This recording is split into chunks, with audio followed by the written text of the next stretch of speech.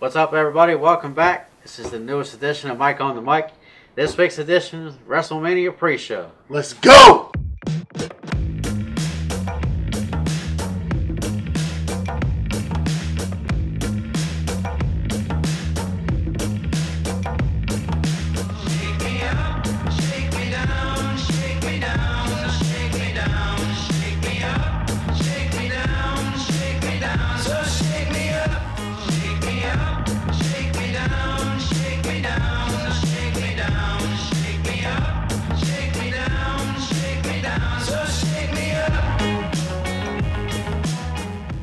Let's do this.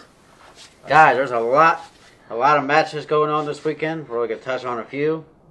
But before we do that, let's talk about the Hall of Fame induction real quick. Saturday night, only on WWE Network. A lot of big names this year. I think it's broken off into a couple shit, man, now. it went up. Fuck. Yeah. Right. I don't know, shit. I think it's still coming out. It's like $9.99 for me. All right, well, let's get on with the Hall of Fame. So who we got up in there? All right, so you got some. Like I said, we got some big names this year. We got the Honky Tonk Man, Brutus the Barber Beefcake, a couple of old school guys that I remember from when I was a kid watching the early 90s. I'm pretty sure I was like in diapers when they were up, but they're legends in their song. I'm talking like 80s, early 90s, old school. Tori Wilson, All-American Girl from the Attitude Era. At one point linked to King. Yeah. Yo. We have D-Generation X. Yeah, man. The entire G-Generation X, including the ninth wonder of the world, China. Yeah, and it's about goddamn time. Yeah, but Correct. Here's the thing, and a lot of fans have even been saying on the internet, like, you know, she deserves to go in on her own. Absolutely. I mean, you gotta think, she used to fight men. Like, no bullshit. Like, she was the Intercontinental Champion. She was. Like, what? Yeah, she was. I think that she deserves to 100%. go into the Hall of Fame on her own. Hopefully, when they do induct her with DX, that's going to light a fire under that committee to give her a spot of her own. She deserves it. She revolutionized the women's division. Yeah, I think honestly, the biggest problem in her situation was politics. Politics were not on her side in a lot of cases. Of course, the rumors go on for days of the reasons why, and we won't go into that because that could be potentially another video in itself. That's true. But I am excited for DX because, again, this is like one of those big factions. I remember when I first started watching wrestling at like 8, 9 years old, man. Mm-hmm. Triple H, Shawn Michaels, the whole gang, Road Dogg, Billy Gunn. What's the first thing you see? Oh, man. Dude, kids were getting like in trouble for like doing suck it signs. Oh, yeah. Like, that's going to like suck it. Like, whoa, dude. Like, in high school, dude, I will never forget. They did the DX chop to like the teachers, and the teachers didn't understand what the fuck was going on. But then when they figured out, they were like, "Okay, don't tell me to suck it. I don't want to suck it." Oh God, no, but that's exciting. Of course, the Hart Foundation, and for everything that's gone on, with the Hart family over the last quite a few years. I mean, This is long overdue. This is exciting. I'm happy for it. I believe actually, what was it? Natty, she was on Raw when they announced it, and she was in the ring to really just take it all in, and I thought that was a powerful moment. That's a powerful moment. The Hart Foundation revolutionized wrestling. Absolutely, tag team wrestling. They definitely did it. I think next year Owen Hart should be 100%. Absolutely. And Brian Pillman as well. And Brian Pillman. Brian Pillman. Flying Brian. Crazy Brian Pillman. God damn it, yes. Actually, at one point they called him Crying Brian. Crying Brian? Yeah. It's another one of his nicknames he had. Why did they call him Crying Brian? Just his attitude of the ring and his, always at the ref and bitching and about, hey, come on, ref stuff. So they gave him the name Crying Brian. But on to the main card, the Hall of Fame obviously is one of those cool things, those heartwarming moments, because it really lets a lot of fans just go back in time and really just enjoy this golden age. But nothing goes back in time and makes you feel the warm and fuzzies like actual WrestleMania, man. Absolutely. In this one projected to be the longest in WrestleMania in history, which wow, there's a lot of wrestling about to come on TV. Yep. It's probably about 14, at least 14 matches on the card. Jesus. So it's probably going to be about a 4-hour pay-per-view. 4? I've heard it could be even longer. 4 I or think 5 it could hours, be longer but than yeah. it's going to be a lot of action, non-stop action. Like, it's going to be a lot of wrestling. Have a lot of snacks ready, you know. Yeah, it's going to be a long beer, whatever you got. But we're going to break down the top 5 matches, that at least on us, and we're going to talk about them. So let's break them down, what we got. All right, we're going to start off with a match that the seeds were sort of planted back on SmackDown 1000 on the reuniting of Evolution. And as we heard, you know, Batista decided to talk a little trash, and he was on to say, you know, Triple H has done a lot of things. There's one thing he hasn't done, and that's beat me. Triple H didn't seem to like that very much because he gave him kind of like a, you know, a really kind of look, you know, and it sort of culminated on the episode where they were celebrating Ric Flair's 70th birthday, and instead of Ric Flair coming out, camera pans to the back and we see Batista dragging Ric Flair out of his locker room. Yeah. At that point, he had Triple H's attention. Now, Batista, you asshole. Okay? How in the hell you gonna beat the jet flying, limousine riding? Woo! Woo! How you gonna beat that man up? Like, do like something. He's 70 years old. Goddamn it! Like, why? But you wanted Triple H's attention. Goddamn it, you got it. So, but the kicker about this is that he has asked for Triple H. The stipulation for this match is that Triple H, if he loses, has to retire from in-ring competition. That's right. Which I don't see happening, guys. No. I'm still waiting on Triple H versus The Rock. I thought we were going to see that, you know, but hasn't happened, but we'll do with Batista. If I had to pick a winner, I'm going Triple H. Triple H all day. I will go Triple H. I think it's across the board. Now, in the next match, you know, as people know, Roman Reigns battled leukemia, fought back, came back, looking slim, looking cut. Yep. Boy was ready. Yes, sir. And he ran into the Scottish psychopath in Drew McIntyre. Drew McIntyre, who has single-handedly just run through the Raw roster, I think definitely is due for a title shot. Yeah, what a hell of a match, you know, to welcome Roman Reigns back, you know. I think that this is going to be a great match. It's going to be a power match. The only thing that I didn't like with this build-up is that they made Roman Reigns came back, as you said, cut, ready to go. I mean, dude looked phenomenal in this past pay-per-view. Here we are, WrestleMania, a couple weeks from WrestleMania, and he's basically getting his ass kicked. Man. Yeah. Like, what the fuck? Momentum ain't on your side, bruh. Well, he beat leukemia. Yeah. My guess That's is about as big as, yeah. My guess is that he's gonna beat his ass. He's gonna beat Drew McIntyre's ass. Wouldn't surprise me. I think honestly, there's a little bit more that goes into this match. Honestly, you got to think of the power rankings that no one ever talks about. Okay. Drew McIntyre and Roman Reigns, honestly, in my opinion, are probably two probably highest in line for whoever's next at the Universal title. Okay. Great. You know, I think the winner of this probably get a title shot. I have no doubts in my mind. What's the next pay-per-view that comes after WrestleMania? I'm not sure. SummerSlam, I think. No, I'm talking about like the one in May. Whatever pay-per-view is in May, maybe SummerSlam. I would say maybe SummerSlam probably when they set this one up. You know, but I could see it being a Roman Reigns versus Seth Rollins. That would be one hell of a match. I could see it. I could even see it being a Drew McIntyre versus Seth Rollins, or a Drew McIntyre versus Brock Lesnar. Who knows? Nobody wants to see Lesnar as champion, man. Nobody wants to see it, but Well, let's not jinx it. But let's not. Hey, who knows? I mean, who thought Brock Lesnar was going to beat Braun Strowman for the title when Roman Reigns had to drop it? Man, that train wreck. Yeah. Holy crap. Well, look, Braun Strowman is out of the picture. He's no longer in the main event picture. These are the guys that we got right now. Yep, and they're good guys. They're good guys. Drew McIntyre came back better than ever. Roman Reigns looks to hopefully pick up where he left off. And I think what better place to gain momentum than winning at WrestleMania? That's right. Absolutely. That's where it's at. Absolutely. Yeah. getting that WrestleMania moment. So next up, we got First of all, who are you picking in that match? Oh, I'm picking Roman Reigns. Roman Reigns. I want to pick Roman Reigns, but everything is pointing towards Drew McIntyre. I think he is the.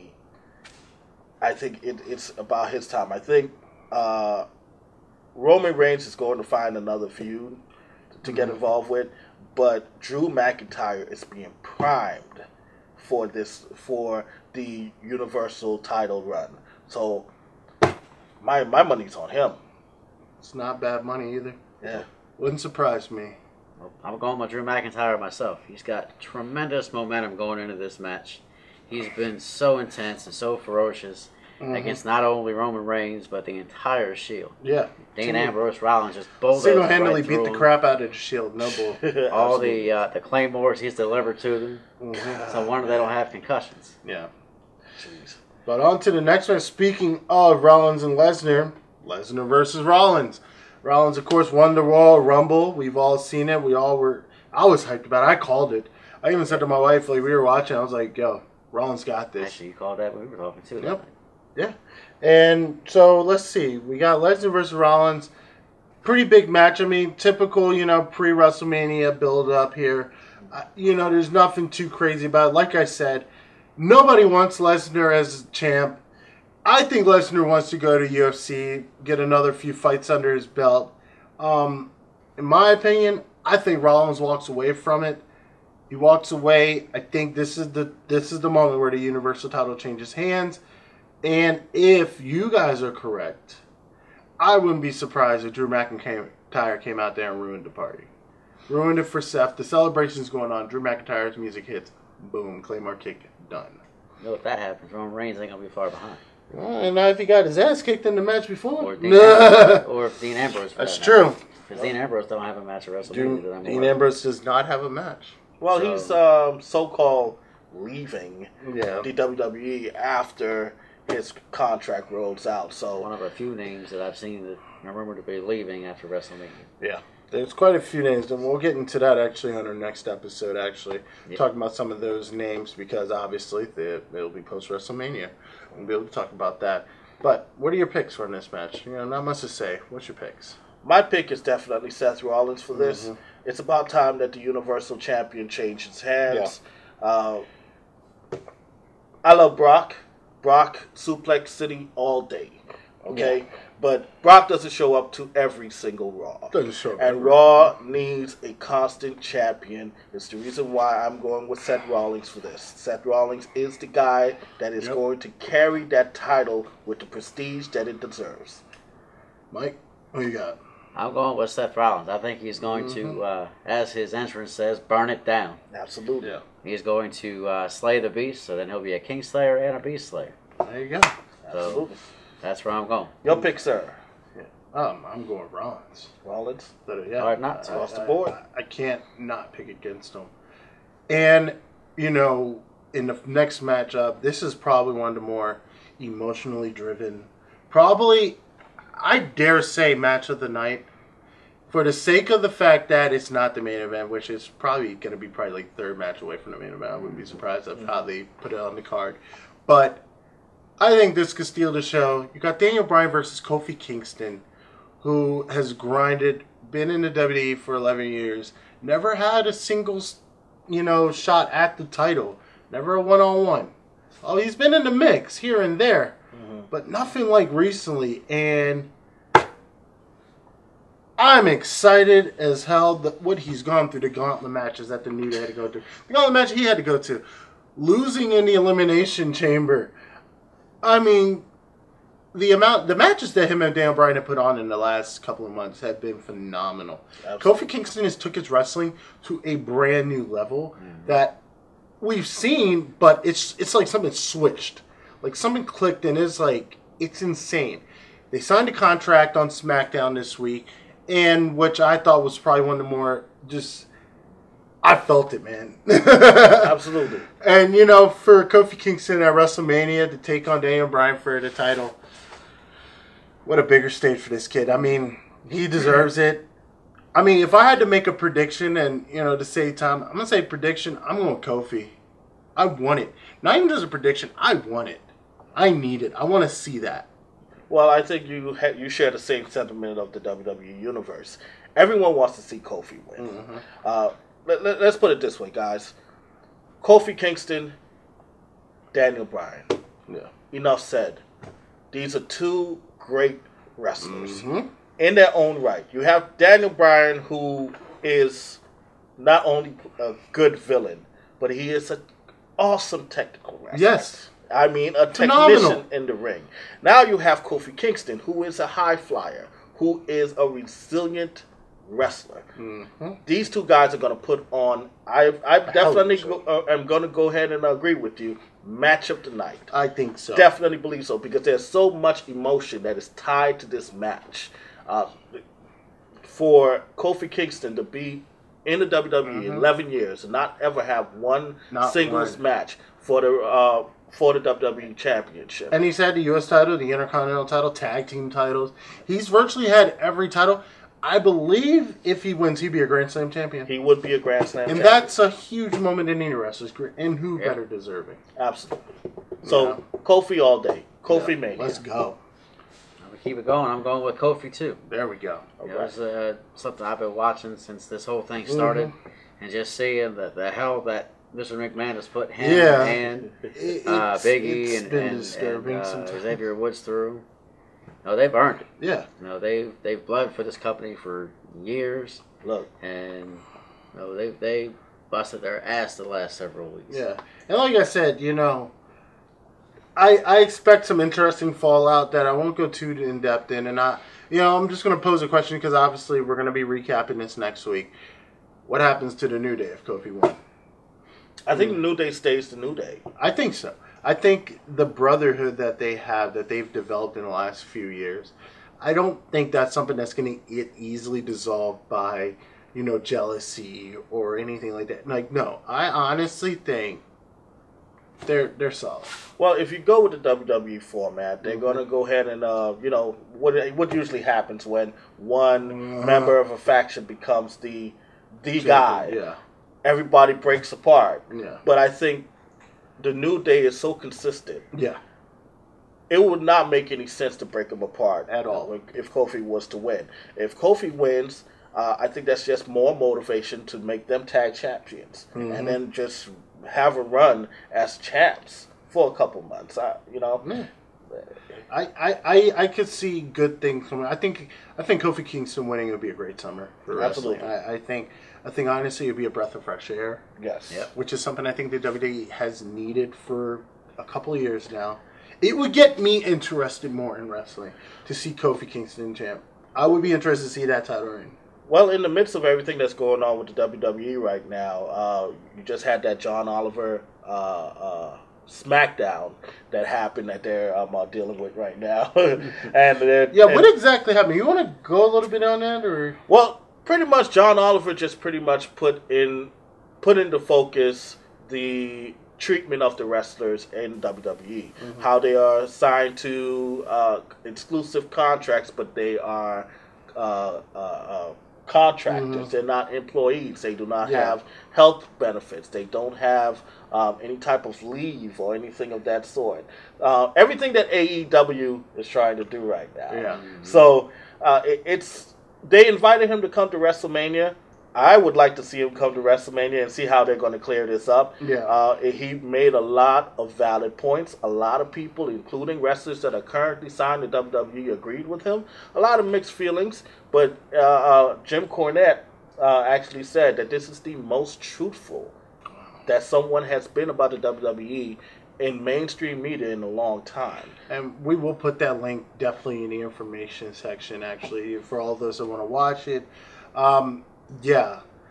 I mean, and you can tell, like, even from an outside perspective looking in, you can tell the work environment probably isn't the best. I mean, you got to look at people like Randy Orton probably wrestles like non-stop. It's not only the Monday, Tuesday shows. Yes. It's also the house shows that they have every at least. day of the week. I mean, there's ones that you hear about, there's ones you don't hear about. Not to mention pay-per-views now, sometimes twice a month.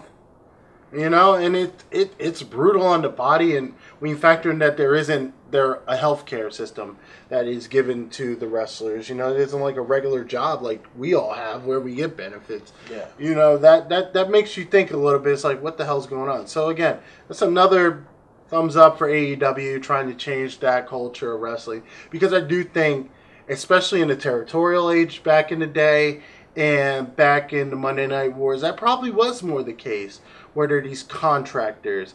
But not to go too far now, because that is going to be something we'll probably touch on next week. The women's main event, the final match of the night, for the first time in WWE history, probably, I dare say, probably one of the few times in wrestling history, a women's main event. Of course, the biggest show of them all, the biggest match of them all. Ronda Rousey, the Raw Women's Champion. Charlotte Flair, the SmackDown Women's Champion.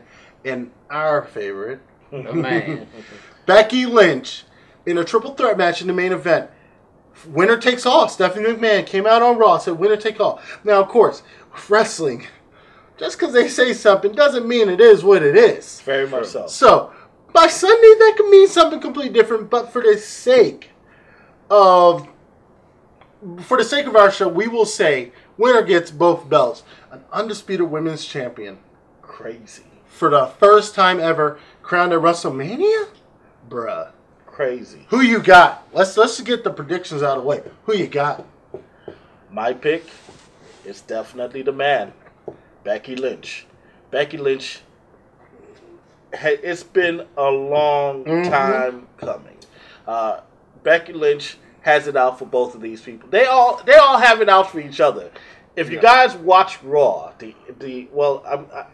I'm just trying to figure out why this didn't even end Raw. This was towards the end, but you guys go back and watch that brawl. They fought each other in handcuffs. Okay, DCPD couldn't even hold them back. All right, they were destroying DCPD cars. I don't know how Ronda. Okay, this is UFC Ronda. Okay, Ronda in handcuffs is driving the police officer's car. I don't understand this. This doesn't make any sense. Reckless. But it's so old school. I love it. It's old school WWE. Yeah. They're calling it the best brawl in WWE history. Now it's all going to culminate at WrestleMania, the main event.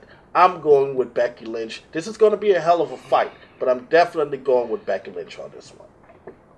Who you got? It's a tough call. I see a lot of rumors swirling on the internet about this match and who wins and what happens if who wins. I think I'm going to have to go with Becky Lynch. I'm going to see her holding up both titles at the end of the night. I mean, she is the man, so she should have both titles, right? If that's the way this is going to work with winner take all, it stands to reason that if she wins, she's standing holding both belts high at the end of the night. I'm going to close it out and say like this straight up. Becky Lynch gets both titles. The brand, I'm going to even go a little bit further. And again, I feel like this is probably going to come out. Something to address this is going to come out in the near future. The brand split ends. Universal Women's Champion Becky Lynch. I think the brand split is going to end with the women's tag team titles. And I honestly could see some type of Universal title, you know, like some type of undisputed title matches happening across the board. U.S. title being integrated into the Intercontinental, the Universal and the WWE Championship coming together. I could see that in the near future, just the way it's playing out. The women's title, you know, tag team title match, which we didn't talk about, which I'm just going to go out and say I think the Iconics win because I love the Iconics. That's a different story for a different day. Let me go ahead and get, put on my Mark Henry right here. I know why you like the Iconics. Anyways, but yeah, I definitely see titles going between shows now, and I think that's going to be, you starting to see Raw wrestlers on SmackDown, especially with the Kurt Angle retirement thing that's been going on. You see SmackDown wrestlers on Raw, or Raw wrestlers on SmackDown, you know, whatever. So I think the brand split is definitely going to probably come to an end soon. I definitely could see that happening. I agree with you on the brand split coming to an end. However, I do not believe that they're going to unify these. titles.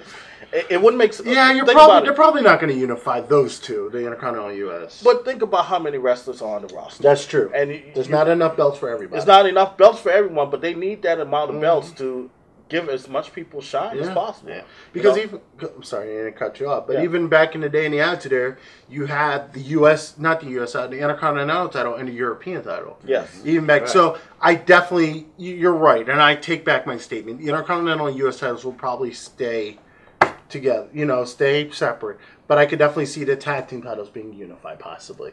That I could see. There is one aspect that I would like to put on the tail end. Hit me.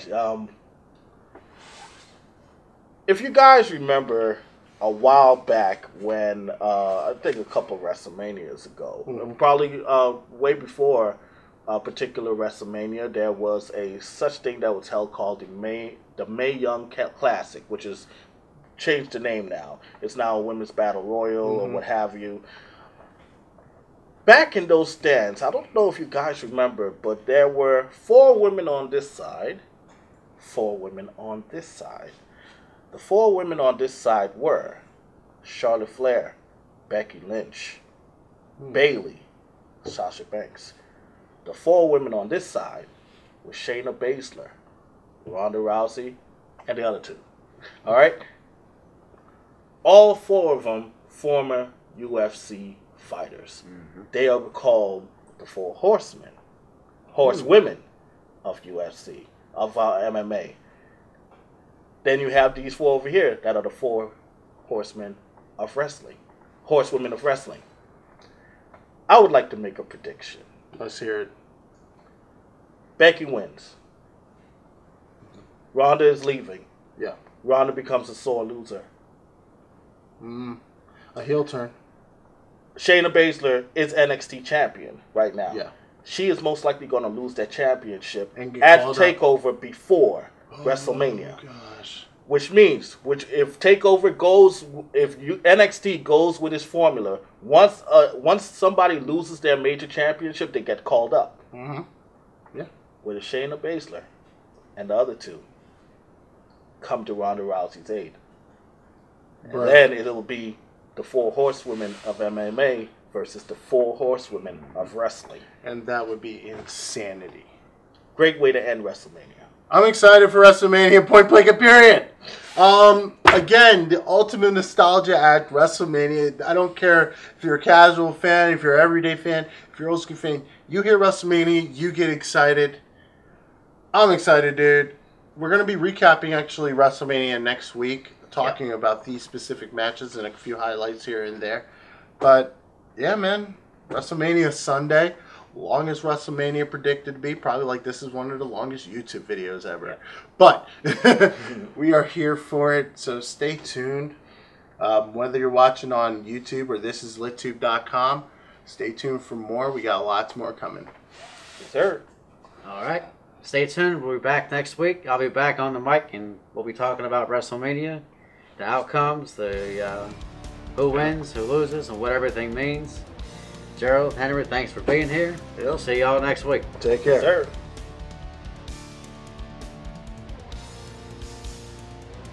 Rolling. Get hyped, by the way. Everybody. Wrestling rolling in hyped. 5, 4, 3. Fuck you, dude. Fuck you.